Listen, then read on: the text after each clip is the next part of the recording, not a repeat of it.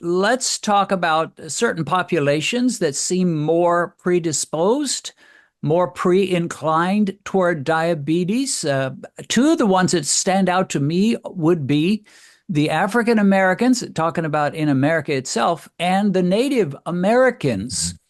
So if you're African American, you're Native American, chances are uh, it's I wouldn't say chances are, but you are more inclined. Why is that, Tony? Is that diet? Is that lifestyle? Is that genetics? The way you grew up? You're a doctor. You see patients every day that you go to work, and you interact with them a lot. So what has been your experience? And if you are a Native American or African American, as you are, do you just say, well, I guess I don't have much choice. I'm going to be diabetic? Yeah, well, one of the things I appreciate about you and your channel is that, again, you restore hope. And although there may be challenges faced by certain communities, um, we can overcome that. So let's go back to genetics, right? It is no question that genetics and diet both play an important role. And depending on the source you quote, there are various sources out there that doctors look into.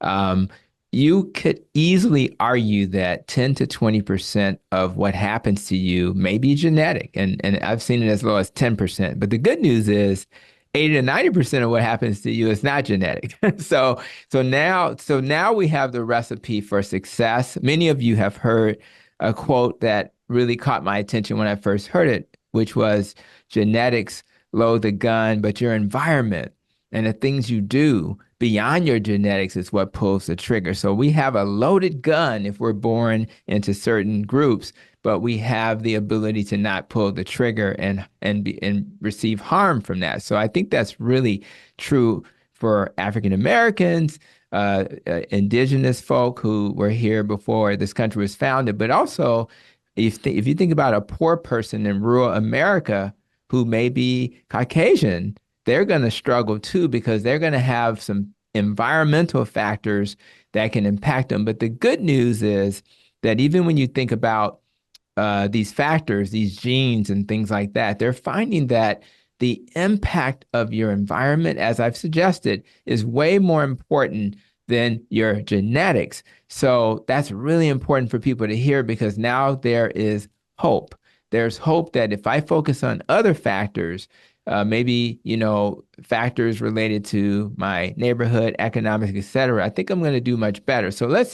I want to think about this. I think about this question broadly because in our health system, we're really into making sure everybody has a fair chance. So when I think about economics, I think about where I grew up on the west side of Chicago. Uh, Shout out to all the people on the west side of Chicago and the south side. Those are the two sides of town we think about. It was an environment where jobs were not paying as well. So because of that, maybe you're working two jobs to get the bills paid, but then here comes the stress because you're not getting enough sleep. And because you have stress, your stress hormone is going to be higher. So people who struggle, particularly in communities of color, they may have higher cortisol levels. And guess what cortisol does? It tells your liver to release glucose. Now you're at risk for diabetes. Economically, that may affect, I may say to you, and you may say to them, Dennis, you know what? If you eat cauliflower rice or mashed cauliflower, that's going to be better for your blood sugar. But the problem is, if I go buy pasta, it's way cheaper. So I may only have the option of getting the pasta versus the cauliflower. And my cauliflower mac and cheese tastes delicious. However, can you really afford that option? Let's not talk about transportation. A lot of people in these communities don't have adequate transportation. And even if there was a grocery store in their neighborhood, many times there aren't. And that's why we call these places food insecure. We call them food deserts and things like that. So if you don't have adequate transportation, partly economically, partly for other reasons, you're going to have trouble. Exercise is very difficult if your neighborhood is unsafe. So I live in a nice suburb just west of Chicago, but guess what? If I jogged this morning, I felt safe. Well, a lot of people can't do that. They can't even walk in their neighborhood and feel safe. So they don't exercise as much. And not to mention, there's this, sometimes there's lack of support when you don't have support around you, or you're just around chronic stress. When I used to live on the West Side, I would hear the cops, like the sirens constantly. I would hear the ambulances constantly. I just don't hear that in my neighborhood. So when you're surrounded by chronic stress, not to mention that racism still exists in America, and that's chronic stress, just having to deal with that. You end up in a situation where you're not going to be as healthy. So I think for most people of color, that's the problem. One thing I'll mention also, Dennis, is I just had a patient who was very concerned just 2 days ago because they were now on Medicaid. And, you know, I already know that a lot of the doctors out there, for the reason of reimbursement, are not going to want to see a patient with Medicaid. Why is that true? Well, because you're only going to get 25 to 50% of what the sticker price is. So it's hard to pay for the light bill, pay for the medical assistant, and insurance and all the things that come with running a practice. So people who have Medicaid, which tends to be in that rural America and then African American, indigenous folk, et cetera, they're going to struggle. Medicare is much better. They're about 80% on the dollar, but Medicare is a disaster. So those are the types of barriers that I want everybody to think about. So when people struggle, always ask yourself, why do they struggle? And sometimes that struggle is obvious when you ask the right questions. And if we can remove those barriers, better access to healthcare, better transportation, get rid of those food deserts, and all of these other factors, making sure our neighborhoods are safe, those are the things that will then remove that gap between African American and Caucasians who may have less diabetes because those other factors just don't exist. Now, again, I intentionally said rural America because one of the things I had to learn as a doctor is that everybody struggles, right? And I don't want anybody to hear this conversation and suggest that we're just saying communities of color. Everybody struggles. It's just that it's disproportionate because there may be. I'm going to say this one more thing. I was hearing about I was listening to Dave Ramsey, the guy in Tennessee. I think it was his show. And they said, they quoted that the net worth of the average white person in America was 250,000, and the net worth of the average African American was $8. That's a Wow. shocking statistic. If that's true, how can you in good faith say that you don't expect a person who's worth $8 not to struggle? Rather, you're talking about financial struggle, relationship struggles, obviously health related struggles. These are all facts that we have to reconcile. And as a country, we need to love everybody and help everybody along their way. And that's the kind of country I think we want to live in. Well, absolutely. That is so true. So, up till now, we've been talking primarily about before you get diagnosed. You say, well, I'm in a group, whether it's poor or Native American, African American, or whatever, even Hispanics have higher rates of diabetes before. So you worry a little bit about that. And then you worry some more when the doctor says, well, you're pre-diabetic. You'd better watch it. You're getting mighty close. And then finally, the doctor says you are a type 2 diabetic. Your A1C is quite high, and you're going to have to make some real changes. Then you stop worrying and you start panicking. So, and I'm sure you faced that. You faced the need to tell someone you were type 2 diabetic when they didn't know it, didn't probably even think they were close. And at that point, fear sets in, and they need to know there's a way to reverse this. There's a way to walk it back. What kind of positive steps do you give? If they say, all right, doc, give me A, B, C, and D, what do I do? How can I improve this, or can I improve it? What do you say? Yeah, well, it's mostly knowledge. Knowledge is power. So we're using AI to write our notes and things like that. So I just talk and the computer writes the note. And I really appreciate that because it gives a metabolically trained doctor, a doctor who focuses on metabolic health and reversal, an opportunity to talk about these things. So the first thing you do is you restore hope and you say, yes, a person with type 2 diabetes can reverse it 100%.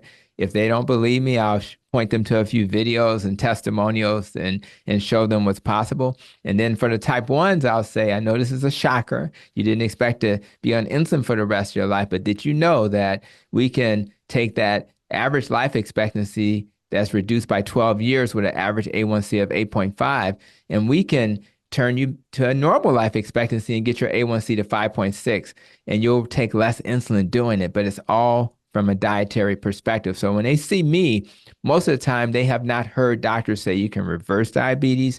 Most of the times they don't hear that healing message. So once I give them the knowledge, what I then do is I say, you have this awareness that what's possible is true. And then I say, you only have three macronutrients. They're the carbs, the protein, and the fat. And the only thing essential to life, just like for a bear who eats salmon, is the protein and fat. That's what salmon has, and that's why the bear doesn't need, like Winnie the Pooh, it doesn't need honey, right? So I say to them, if you focus on eating the essential macronutrients that won't spike your sugar, and the one that does is carbs, then you have a pathway to healing. So I put in front of them the graph that shows the carbs, the protein, and fat. They'll see that carb spike, they'll see that insulin spike, and then I'll connect the dots and say, by the way, if we fix this insulin spiking problem, we will then fix not just diabetes, because a high insulin level will cause your body to hold on to salt, cause constriction of your arteries, cause inflammation, not just to your arteries, but to your nerves. And guess what? Almost 80% of all chronic illnesses are caused by hyperinsulinemia, insulin resistance, poor metabolic health. And so what I say to them, let's not just fix diabetes, let's fix all these other things and reduce the risk for that. So when people hear that, they restore hope. And then the next question is, where do we start? For some people, it's getting rid of the Pepsi. For other people, it's getting rid of the pasta or the potatoes or rice. And then we give them alternatives. We have great authors like Maria Emmerich who have great recipes that help them make this transition. Rather, it's using, deli sliced chicken breast for their lasagna instead of the pasta, or maybe making their chicken crust out of, ground chicken and cheese. Because you don't want to take all the fun stuff away, right? There's a way to really enjoy the food that we eat on a regular basis. And ultimately, they're eating animal protein, non-starchy vegetables, and really avoiding fruit, periodically having berries. And once they see that they'll still have the things that they enjoy, they are really ready to move forward in a way that they hadn't planned. But for me, it's easy to sell it because some people find me because of YouTube. Other people, when they hear me restore hope, they're just happy to hear a doctor actually talk about diet. Because I will see people for the first time newly diagnosed with diabetes, and we don't even talk about medicine. We don't even prescribe metformin. We talk about, I say you have a choice. This is the fork in the road. Everybody in your family has diabetes, but I can promise you, you won't be one of them if you simply take the right path in that fork in the road. One fork is lifestyle. The other fork is a life of medicine and chronic, prescriptions. So who decides to take the prescription path? Nobody. And once they see that path, I give them that path. But more importantly, I walk with them.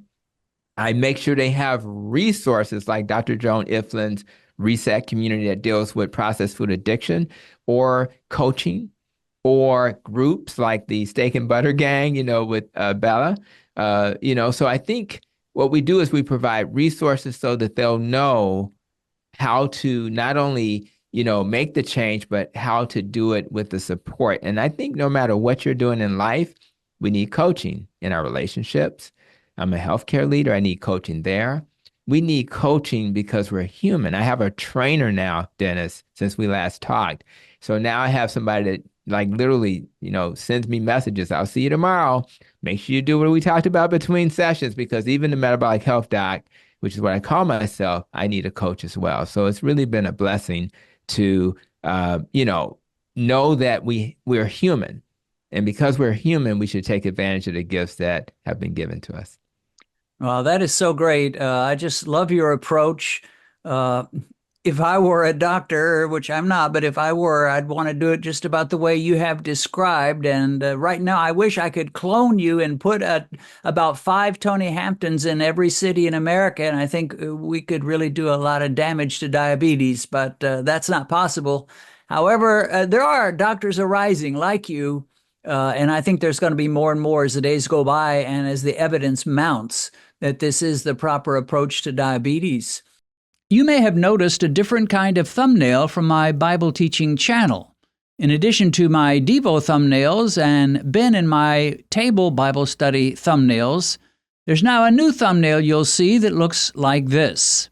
And when you click on this type of thumbnail, you'll find there's no video. You're simply hearing an audio Bible study with Ben and me while staring at a still picture. Now, if you're wondering why there's no video to go with the audio, it's because this is an audio-only podcast.